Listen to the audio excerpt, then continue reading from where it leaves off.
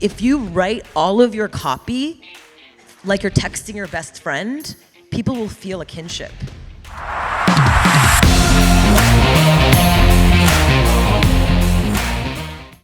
So Miki, first question is, I'd love for you to tell the audience about some of the companies that you started, because your portfolio is amazing. Yeah, so my whole concept has been around just looking at things with fresh pair of eyes and just asking myself, is this the best way to do it? And my first business out of college when I was 25 years old was the first gluten-free pizza concept in New York City that was farm to table, organic, local, seasonal, all these terms that used to be considered gross, probably tastes like cardboard. And, you know, cut to 15 years later, it's a staple in pretty much, it's 1 in 5 Americans eat gluten-free. Now, from what I know, your companies cover the 3 Ps, right? 3 Ps. Pizza, poop, and piss. No, it's pizza, periods, pee, and poop. So it's the 4 Pizza, Ps. periods, and poop. Okay, so now Yeah. we got your attention. So we spoke about the gluten-free pizza. So I have 4 locations. We have so many more coming. And then the business that really, really took off is in the second P, in the period space, and create a pair of underwear that's leak-proof and absorbent and antimicrobial and moisture-wicking called Thinx. Anyone here knows of the okay, amazing. And it really, the thing that I really loved the most was disrupting the notion that a woman's period is something to be ashamed about. And it's actually something to be proud of. In fact, every human being is here because of it. So you're welcome, all men.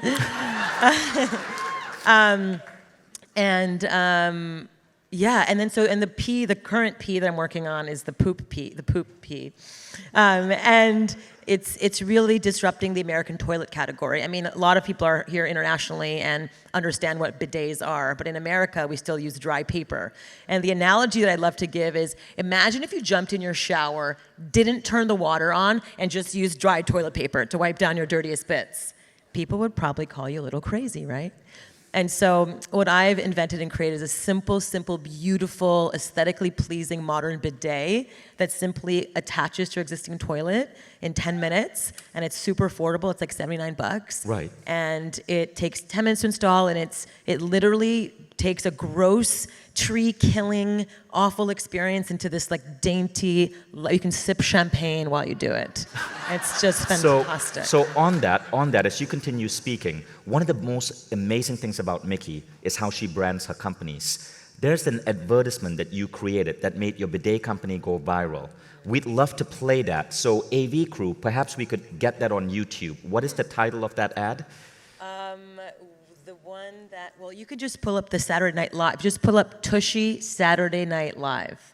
Tushy Saturday Night Live. So that's what we're going to put it on YouTube? Yeah. Well, that was the campaign. That was a campaign for Tushy that really took Okay. off. But the Thinx campaign was the one that was the first one. But Tushy, okay, it's the Saturday Night Live. So if you could go to YouTube and type in Tushy, T-U-S-H-Y. And P.S. Do not go to tushy.com. It's a graphic porn site. Go to hellotushy.com. Thank you. So AB, we good with that? Tushy Saturday Night Live on YouTube. Okay, it's a hilarious video. We played this at A-Fest, mind-blowing. Now, one of the things that you do is you come up with, well, actually, let's talk about your book, Disrupt Her. Yeah. It's coming out on Tuesday. Yes. Tell us about that book. So over the last 15 years, you know, as an entrepreneur, I just got so much pushback from investors saying, no one's going to invest in your companies. Ew, periods, should I be even hearing this? Haha, you know, or poop, or all these things. No one's going to buy your products. And I raised $0 for the first year for Thinx. I raised $0 for Tushy in the beginning, and I had to do Kickstarter campaigns, and I had to really fight for every customer. And it turns out that people are interested in trying new products. I mean, Thinx rose from nothing to $100+ million in 2.5 short years. Tushy, we're on track to being a $50 million business, in the next year. That's amazing.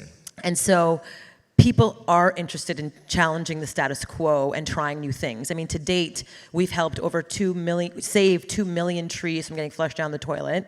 We've also helped 57,000 families in India gain access to clean sanitation because the global sanitation crisis is one of the greatest killers in the world. And I just found out that my own father he told me this 2 weeks ago that he still has nightmares being in India as a child and not having a clean toilet to go to. And the fact that I didn't know that, and we've helped 57,000 families get access to clean toilets in India, just shows that we just cured that lineage story.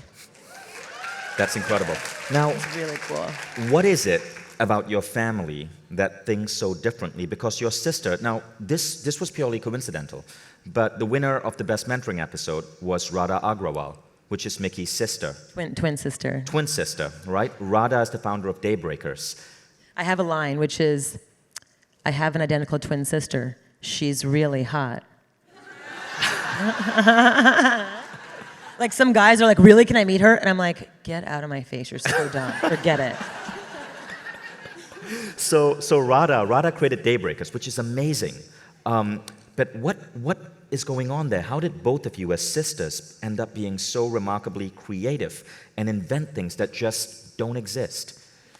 I think that when you're a twin, for me being a twin, I just had someone, always was like, oh my God, I love that idea, go do it. Oh my God, that's the best idea in the whole world. Oh my God, that's so good. And when we just had someone constantly egging each other on and just championing each other, like this morning, my sister spoke in front of 14,000 people on the Oprah stage for Daybreaker, a 9-city tour around the country.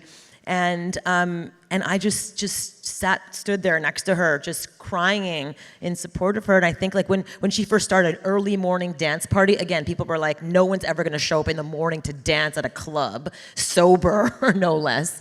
And it turns out that it's now 500,000 people wake up and dance every single month around the world in 30 cities. So it's very cool, yeah. That's amazing. And are we doing okay with the video? Are you guys good to get that going? Or actually, if you also want to pull up the I'm an asshole video, Tushy. That's the video that has 50 million Actually, views. let's play that. Yeah. I'm an asshole video, Tushy. On YouTube. Yeah, YouTube. Okay. That one, it's probably a good one. Now, tell us about Disruptor. Who should read the book? Right. So, what is the book about? Thank you, Vishen, for bringing it back to that. Disruptor is, like I said, for the last 15 years, people said, no one's going to buy your product, no one's going to invest in your product, no one cares about this, no one cares about changing culture or changing the status quo. And it turns out that people are interested and people want to question. I think people just need to be given the permission to do so in every area of our lives, whether it's talking about money out loud is considered tacky. Why? Who says? For example, just a career, stay in a single career path, otherwise you're not considered someone who's serious. You have to get serious as you grow up. That's another big one. Instead of, no, actually, the disruption is you can still live in a childlike state of curiosity, playfulness, and awe, and still be a responsible adult at the same time. Yeah, you can. And so there are so many things that we've just been led to believe to be true that are just completely made up. Money's made up, time is made up. Everything we have is made up in the world. So we can choose every single thing in our life. We can choose every belief in our life. And this book is that sort of permission slip in every area of our life to do that. Awesome. So check it out. How many of you here in the audience are entrepreneurs? Great. What would be your biggest advice to people here who are entrepreneurs, who are starting out? And as you know, being an entrepreneur, it can be a tough journey. What would be your advice for those times when it seems difficult, the most difficult? I think that so much, the thing I sort of think about a lot is the concept of what fearlessness is. Fearlessness to me isn't the absence of fear, but it's taking action in the face of fear. And the idea is that people are so afraid of what people say. People are so afraid of what are they going to think if I create a poop product? What are people going to say if I talk about periods out loud? Oh my God, and it was so much of people not wanting to talk to me about it It's just if you push through fully authentically, for me, it's just actually if we just are so passionate and so bright-eyed and bushy-tailed and so excited about something, people are just going to be attracted like moths to a flame. And so I think for me, it's just if someone doesn't get it, great opportunity to try again from a different angle and try again and until they get so excited about it, just like I am. And so that's the goal, is to get them to be excited like a kid and not feel so worried about what people think about how I'm gonna do it. And I think that makes a huge difference. It comes from the root chakra. It doesn't come from here where you're just scared. It comes from like, what do I so deep inside of myself want to say? What do I so deep inside of myself want to share? And you operate and you speak from that place, and magic comes after that. So now, what we're going to do is we're going to take a couple of questions from the audience. Okay? So, if you have a question, please raise your hand, and the mic runners are going to choose. All right, let's go to Yakub right over there. Yes. I'm Yakub from Montreal, Canada. Oh, me too. Moi aussi. No way. Mais oui. Sérieux? Le Brossard. Oh my. La Rive-Sud. That's not Montreal, I'm sorry. Oh, Yeah. No, That's like the other side of the bridge. Whatever. No, it's all love. No, it's all it's love. Montreal. I'm just kidding. Well, actually, it's not even a question. It's more a comment. But I think it's very important for all the like entrepreneurs in the room. You are, well, not you, but Hello Tushy is the only product brand I've been following on Instagram for like 2 years, because your content is so funny and interesting for like a toilet accessory. I'm sorry to put it that way, but like literally that's the art of using social media in order to promote a product, but also build the audience that loves the product and what you stand for, and like, you know, how you bring out, I don't know, asses and make asses great again and like make it fun, right? So seriously, literally, this is the only brand with a product, because like Mind Valley, you know, it's an educational platform. So obviously I follow Mind Valley. So you are the only, Hello Tushy is the only account of a product I follow, because you guys seriously you're killing it on the like. What is Tushy's Instagram? At Hello Tushy. So one of the things that, thank you so much for saying that. You're that welcome. Just like, that hit You me rock. so much, like my Now I heart. get it. That's because you're from Montreal. And you guys are so, we are so awesome. We are. And you're the Goldcast guy. You guys have like 30 million followers, so that Yeah. comment means a lot. We should talk after.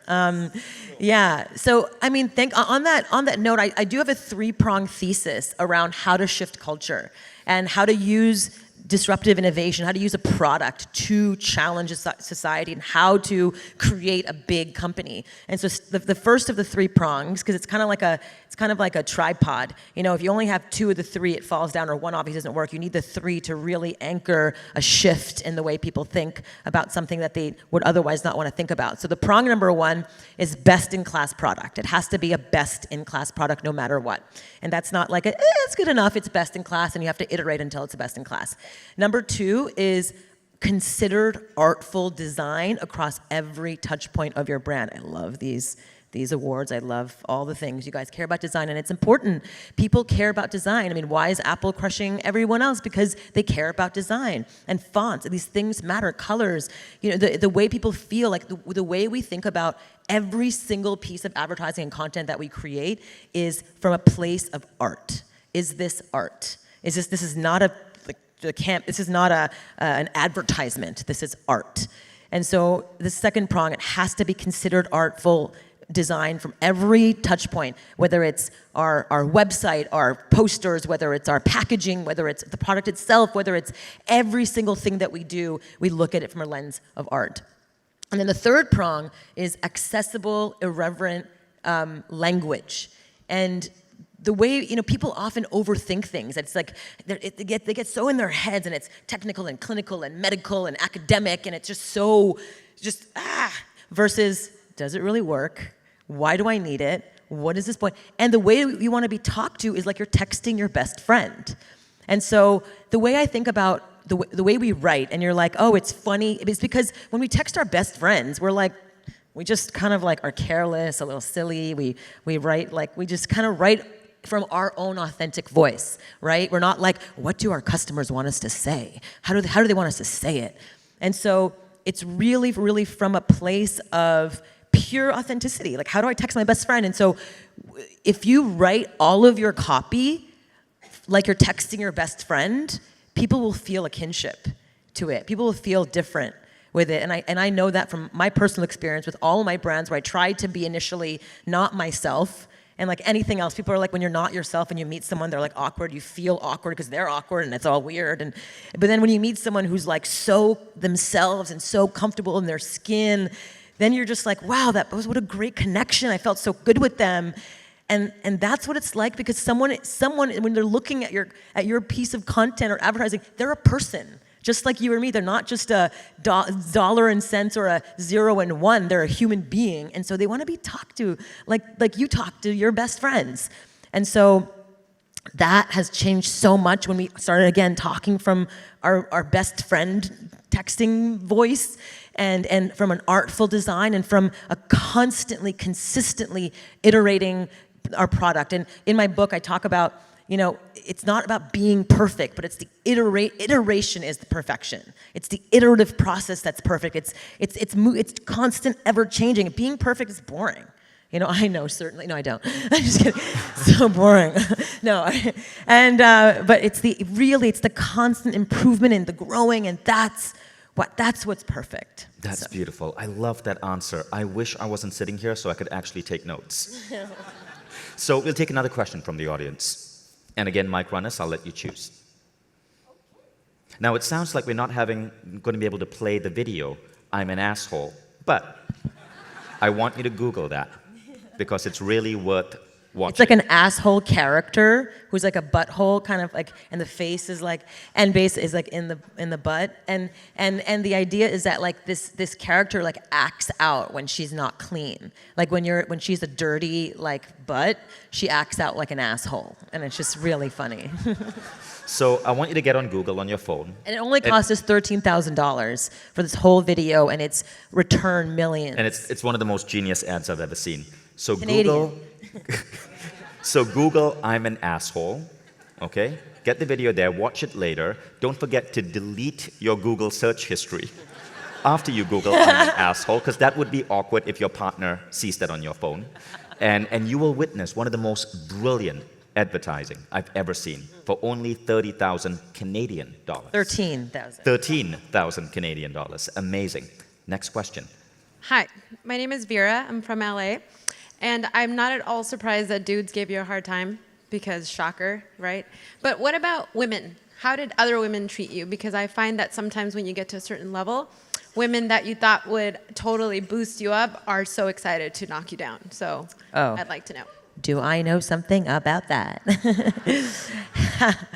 Yeah, I never expected to have to deal with something, jarring like that, where the tall poppy syndrome, or people not, for me, like, I get so inspired by people who are doing magical, cool shit in the world. I get so pumped up and so I'm so like, okay, I'm gonna go home and get creative and write more, and not want to just be like, ugh, like, the person, like, oh my God, look what they're wearing. Like, I just like, look at the haircut, it makes your face look fat, doesn't it? I got my haircut recently.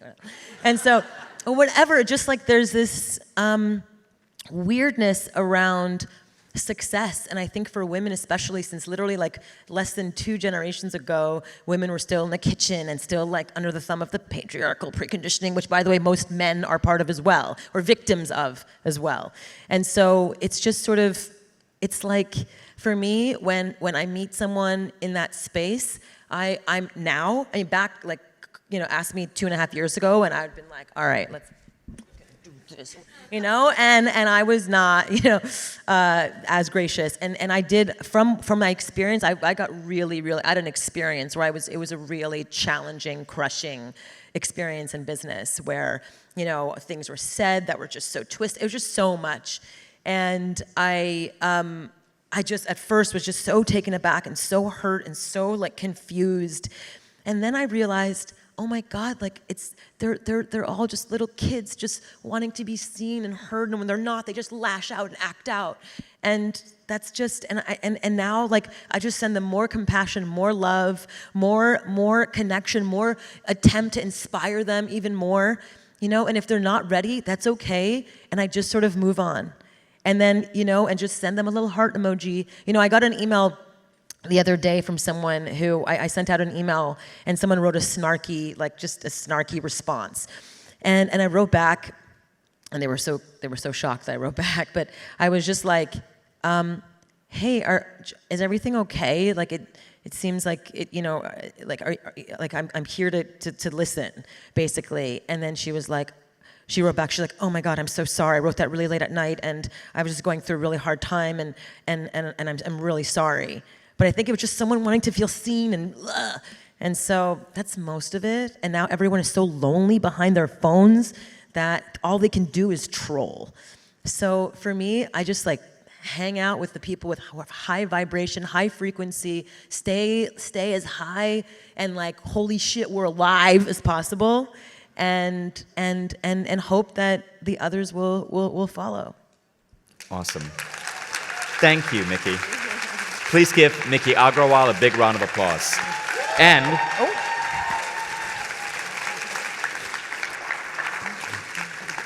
And the book is called Disrupt Her, coming out on Tuesday on paperback. Yeah. Thank you, Miki. Thank you, everyone.